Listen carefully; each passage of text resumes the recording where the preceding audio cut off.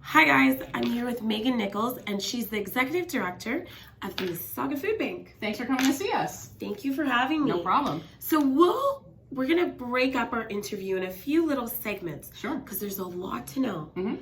But firstly, I want to know about you. Okay. Who are you? How did you come here? What did you do before this? Yeah. One at a time. Yeah. What did you do before coming here? So I have worked now at the Mississauga Food Bank coming up on 11 years. So I've been here since 2009. Before this, I've worked my entire career in the nonprofit sector, actually. Wow. So I was a fundraiser before this at Kids Help Phone.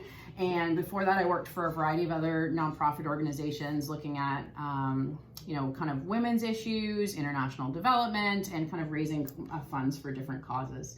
And then I came here in 2009 as the Director of Marketing and Development, so responsible for all our fundraising, and then became the Executive Director 2 years ago. Was there something that you wanted to be when you grew up? That I only ask because you said you've spent your entire life, your working career in nonprofit. Mm-hmm. Was there something when you were a kid that you were like, I want to do this? Well, I guess it would depend on what age. Through a phase of wanting to be an astronaut, but math and science were not my jam. And then I went through a phase of wanting to be an inventor. But most of the things I came up with were just like useless inventions, like something that would pour water for you while you were watching TV so you didn't have to use your arms, like totally unnecessary. And my mom and dad worked in kind of international development. My dad works for a nonprofit as well, even now.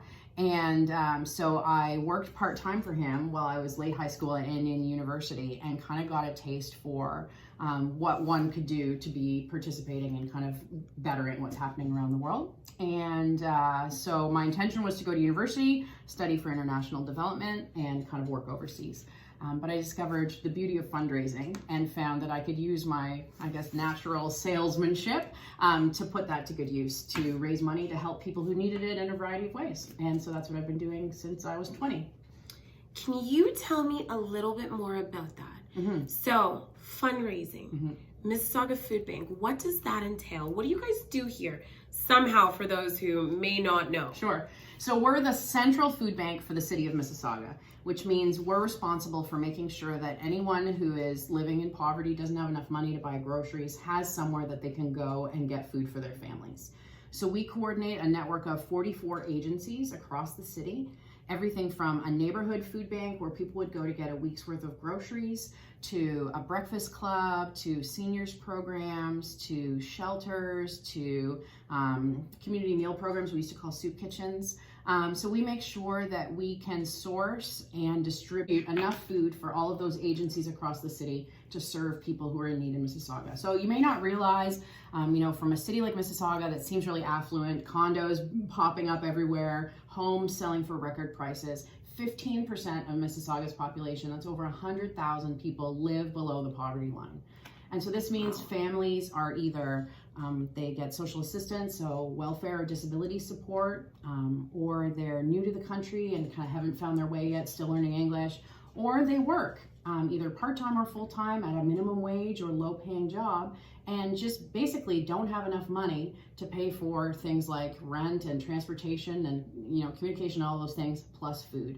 So we exist to provide food to help them bridge that gap between their income and expenses. So our vision is a Mississauga where no one goes hungry. Right. So we work to make sure that while people are dealing with those other challenges, that we can make sure at least food isn't something they're having to worry about for their family. Amazing. Thank you for everything that you guys do here. Oh, you're welcome. We're happy to do it. So I have a few questions. Uh-huh. I know whenever I would hear about donating, it's the typical canned goods are always good. Yep. Dried goods, such as pastas or rices, are always good. Has that concept changed any? Now with allergies running rampant or that sort of thing, are you guys still looking for the same sort of donations? So one of the myths about the food bank is that we're a government agency, and we're in fact entirely supported less about 1 to 2% of our funding by individuals and companies and groups in the community. Wow. So all of the financial donations that we receive enable us to put gas in our trucks, pay our staff in the warehouse, work with those agencies, source the other money that we need. And so the first thing that's really helpful is financial support. So for every $1 people give, we're able to distribute food for 2 meals. So that's one way. But a big part of our food is donated. So we only purchase about 15 to 20% of our food, and the rest comes from either companies or individuals, food drives in the community. So it is absolutely necessary. So the thing I always encourage people to think of is donate what you would feed your family. Yes. Because there's other families that are of the same cultural background as yours and like to eat the same things as you. So we try to encourage people to focus on, really thinking about Canada's food guide, the healthy food groups: whole grains, fruit and vegetables, dairy, and proteins. Fruit and vegetables. Well, if you're donating them directly, you may have to do canned fruit or vegetables. Okay. Your financial donations may allow us to buy frozen fruit and vegetables. You were right. Okay. But, what do you send kids to school with in their lunch? Fruit cups and stuff like that. That's helpful for us. And so I know sometimes people think, I'd like to give people a treat at the food bank. There are lots of companies that make treats, and we have an abundance of them. So think, what are the healthy core things you would buy for your family, and just buy an extra one for the food bank. Like oatmeal. Absolutely. Oatmeal, healthy cereal, canned fruit and vegetables. On the protein front, it's a little harder, but even canned tuna, canned salmon, any of those things go a long way to make sure that people have a balanced diet. When we talk about dairy. Yes. Mm-hmm. I guess that's the monetary. Exactly. So we do spend about half of our annual food purchasing budget goes to buy milk, because we want to make sure that people at least have some milk for their families. It's important for kids growing up. But there's always almond milk or any of those other varieties that people have for a variety of, intolerances or reasons or whatever. So those shelf-stable ones, absolutely, very helpful. Perfect. Yeah. So I know that I took a really good walk through your warehouse, and it made me want to ask the question, do you guys only deal with food? Do you deal with clothes or? So we've chosen to just focus on food. Okay. Because there's lots of great organizations in the city that can help with discount, whether it's winter coats or you can buy, used clothing or those kind of things. So we chose, let's just specialize in one area. So we just focus in food. So you won't find really much else in our warehouse besides just that. So we've talked a little bit about you, a little bit about what you guys do here, but I wanted to know, is there anything that's advantageous or people that don't know about this nonprofit, they probably should? Well, I think they should. We talk a lot about how it takes all of us to feed our hungry neighbors. When you think about the fact that there's over 100,000 people living in poverty just in Mississauga, it's pretty astounding. And so, it's a big problem, and it takes the contributions of government, of organizations like ours, of people like you who are helping to raise awareness. And there's lots of ways for people to get involved and do their part to help their neighbors. So whether you want to come and volunteer, either in our warehouse or there's other fun jobs, like right now we're looking for people to come and help do volunteer tax clinics to help people file their taxes, or to help us administer surveys as we're trying to understand you guys clients. Do a lot. Taxes. Yeah. Well, think about it. When you do your taxes, if you can take advantage of all the government programs that are available to you, especially if you're living in low income, it could really help you and really stretch your dollar. So volunteers help with that. So there's lots of volunteer opportunities. Also, we have, over 500 per year groups, companies, workplaces who gather together to run a fundraiser or a food drive. So, people do everything from office Olympics to they'll do just a drive for peanut butter or, to try and do something fun. And it takes hundreds and hundreds of groups to do that every year. And then additionally, they can donate food. You can take it to a fire station, any fire station in the city, and we pick those up. And so the more people in Mississauga who are aware that poverty may be hidden, it doesn't look like homeless people sleeping on the street in Mississauga very often, but there's people in our townhouse complexes and our apartment buildings who are really struggling. Yeah. And when everyone can get involved, we can help to move the needle towards a city where no one's going hungry. This is true. Is there a way that you should be thinking about running your food drive? That's a good question. Well, one of the things we encourage people to consider, it's fun to do a food drive because you can see the pile of food, right? And it looks like, oh man, look at all we've collected. We're doing stuff. Yes, is to consider the financial side. Okay. Only because when we purchase food, we get it at probably half the price as you pay at retail. And so we have a staff team who are available to help and give you great ideas and can set up an online fundraising page and all those pieces. But we want to help you have your event be a success so that the proceeds can come back to the food bank and then be able to let you know, hey, you raised $500, that's 1,000 meals. And to make sure people know the impact that because it takes work to do those things. They'll make sure they know the impact their work has. So there is structure. So if someone's looking to run an event, they can always reach out to you guys? Absolutely. We have a whole section on our website under the Get Involved section where it says run a food drive or fundraiser. And you just fill out a form on what you're thinking of doing and one of the team will get back to you. And, you know, if you need collection boxes or if you need paper bags or if you need our logo for posters, and they can work with you and, you know, help with all that. And then if you do a food drive and you raise enough food, we can send our truck around after to pick all that up and just help you make sure that those logistics will work out. Okay, so as I've kind of been sitting here and getting more education and learning a little bit more, I have kind of observed, or it's occurred to me that it seems to be a little bit better to actually donate financially because it stretches further. Is this correct? Yeah. I mean, I don't want anyone to ever think, oh, I don't want to give to the food bank because they want to give food. We need the food, so hear that. However, when you donate financially, it allows us to put it to work where it's most needed. So if there's items we need to buy, we can buy it.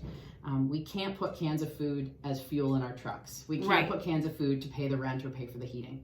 And so financial support enables the organization to do what it needs to do, to get food we send our trucks to the back of grocery stores and rescue food that's otherwise going to go to the garbage. So there's lots of ways we get food that financial support helps us do it. But specifically, when you're buying food at the grocery store, and we love our grocery donors, you're paying retail prices and you're helping the grocery store make money. When you give us us financial gifts for purchasing food, we pay wholesale prices. So we can often get for 50 cents what you would pay $1 for at the grocery store. You made a very interesting point that I only kind of considered the second half. I only kind of considered the fact that, you know, you guys buying the groceries, you get it at a much discounted rate, so we'll stretch it further. But on the other hand, you guys are still a nonprofit. So if you're only getting canned goods, that's not turning on the lights and got it. I mean, we run like a distribution center for any company would. We have a 22,000 square foot facility that we're here. We have 22 staff. We have 3 trucks. And all of those things are required to pick up food donations and to distribute it to those network of agencies, and to make sure that our agency staff are working with the folks out there, that everyone's getting great service at the programs they're going to, making sure that people in the community are aware that we exist and asking others to give as well. And so your financial support enables all of those things to happen, that if we only had food, we wouldn't be able to do those other things. And if we didn't do those other things, we wouldn't be able to distribute food in a good way.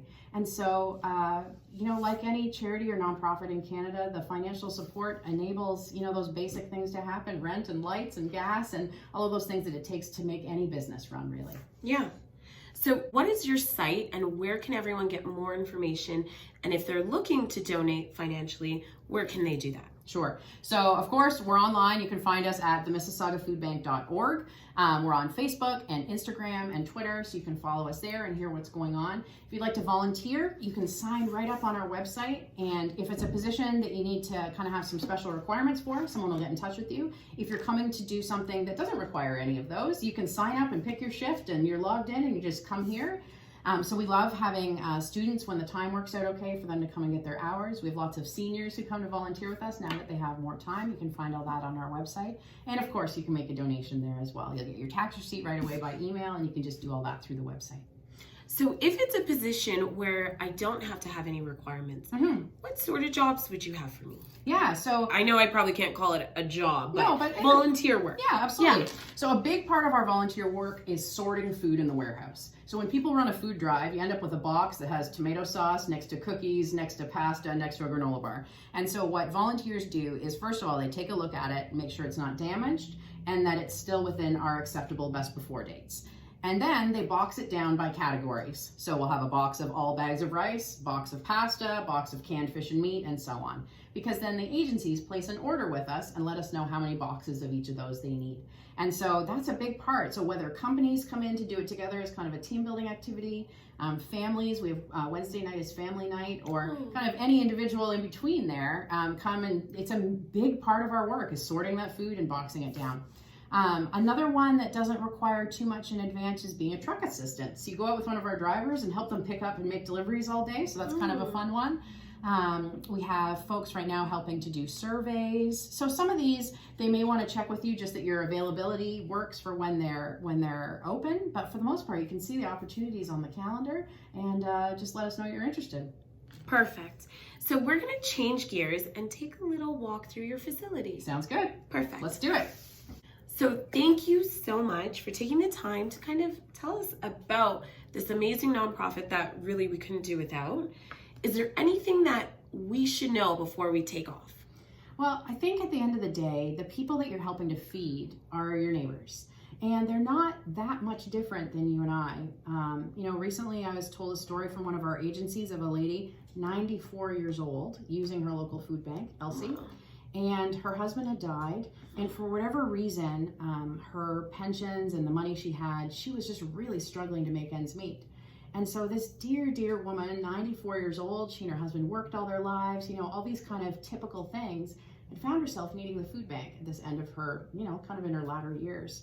And so she comes, once a month to get the few extras to kind of help her bridge the gap between her limited income. And so whoever you might picture using a food bank, they're there. Whether it's single adults living on their own, families with kids, seniors, newcomers, people who've lived here their whole lives. People fall on hard times. Yeah. And anything can happen to any of us. And for people maybe don't have financial support or don't have family or friends able to help them, sometimes the food bank is their only source of help and hope in some cases. So for folks who are watching and are able to, we appreciate, any support, whether it's time, whether it's financial, or whether it's food donations, because that's really how people feed their neighbors, and it takes all of us. So whoever would like to join in on being part of the all of us, you're very welcome. What are you standing in front of? So we're here in our warehouse. This is the pantry for our food bank to home program. So for people with disabilities, for seniors, for parents who are homebound, maybe a mom on bed rest or something like that, we want to make sure that we can deliver food to their homes. So volunteers come in, they pack an order, and they're now delivering food once a month instead of going to your neighborhood food bank right to the homes of people who need it. So if you know of anyone who could be using a food bank but isn't because they can't get there, please give us a call or have them give us a call so they can get registered, and some of this great food will get packed up to take right to their house. So this is AquaGrow Farms right here in our warehouse. It combines aquaculture, which is raising fish, and hydroponics, growing without soil. So we've been operating this farm for the last 3 and a bit years, and it's providing additional greens. So we grow bok choy, romaine lettuce, and other greens, as well as tilapia out to food bank clients, but it's grown right here in our warehouse. And while this doesn't provide enough greens and fish to feed everybody in the city, it does demonstrate the kind of crazy things that food programs are willing to do to make sure that there's enough food for hungry neighbors. But amazingly, this small square footage of a farm can provide 25,000 servings of greens and 1,200 servings of fish every single year. So we're always happy to have people come and take a tour of it. My grandfather's seniors residence has been here before to check it out.